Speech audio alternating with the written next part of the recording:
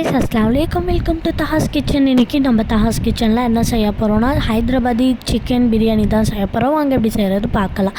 நான் 1 kilo chicken எடுத்திருக்கேன். அதுக்கப்புறமா இஞ்சி பூண்டு பேஸ்ட்டு, ஒரு லெமன் போட்டிருக்கேன்.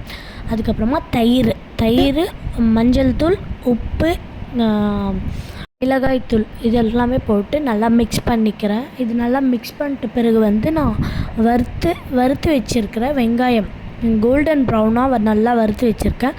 ஸோ அந்த வெங்காயம் கூட நல்லா சேர்த்து நல்லா மிக்ஸ் பண்ணிக்க போகிறேன் வெங்காயத்தை. அதுக்கப்புறமா கொத்தமல்லி புதினா, இந்த கொத்தமல்லி புதினா நம்ம இதுலேயே போட்டு கூட நல்லா மிக்ஸ் பண்ணி வச்சா கொஞ்சம் ஸ்மெல் நல்லாயிருக்கும். நான் 1 நிமிஷம் 1 மணி நேரம் நான் ஊற வச்சுருக்கேன்.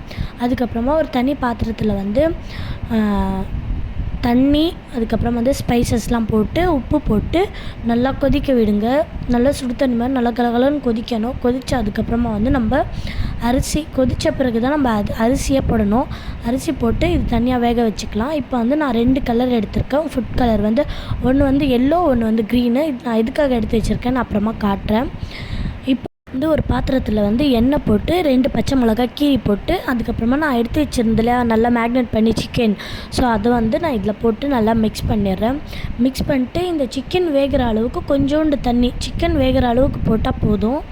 இந்த மாதிரி போட்டு வேக வச்சு அது தண்ணியாக எடுத்து வச்சிடலாம். இப்போ நான் இந்த அரிசி வெந்துருச்சு, ஒரு 70% வெந்தால் போதும். ஸோ இந்த மாதிரி நான் வேக வச்சு வடித்து அது தண்ணியாக எடுத்து வச்சுட்டு, இந்த சிக்கன் நான் தண்ணியாக எடுத்து வச்சுக்கினேன். இதோட தண்ணி, இந்த சிக்கனோட தண்ணி கூட நான் எடுத்து வச்சுருக்கேன். இது நம்ம பாட்டாக தனியாக எடுத்து வச்சுக்கலாம். இப்போ நான் என்ன பண்ண போகிறேன்னா, இந்த சிக்கன் கிரேவி மாதிரி இருக்கு இல்லையா, இதில் நான் சிக்கன் சாப்பாடு மிக்ஸ் பண்ண போகிறேன்.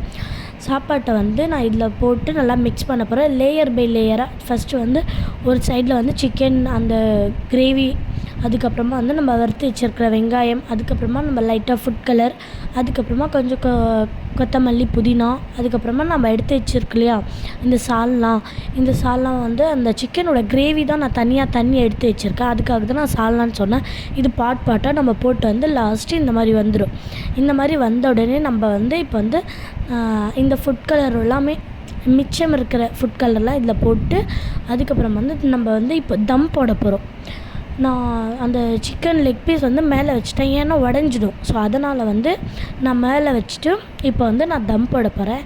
இந்த மாதிரி நான் ஒரு கீழே தவா வச்சுட்டு, அதுக்கப்புறமா கொஞ்சம் லைட்டாக சூடான உடனே அதுக்கப்புறமா இதில் சட்டி வச்சு, அந்த சட்டிக்கு மேலே ஒரு வெயிட் வச்சுட்டேன். நான் அந்த வெயிட் வச்சது நான் வீடியோ எடுக்கலை, சாரி. ஸோ அதனால் இப்போ ஒரு 10 நிமிஷம் தம் போட்டேன். இப்போ நான் தம் உடைக்க போகிறேன். எப்படி இருக்குது சாப்பாடுன்னு சொல்லி பாருங்கள். அந்த சாப்பாடு உடைக்கும் போது அந்த ஜீரக சம்பா அரிசியோட ஸ்மெல் சூப்பராக இருந்தது.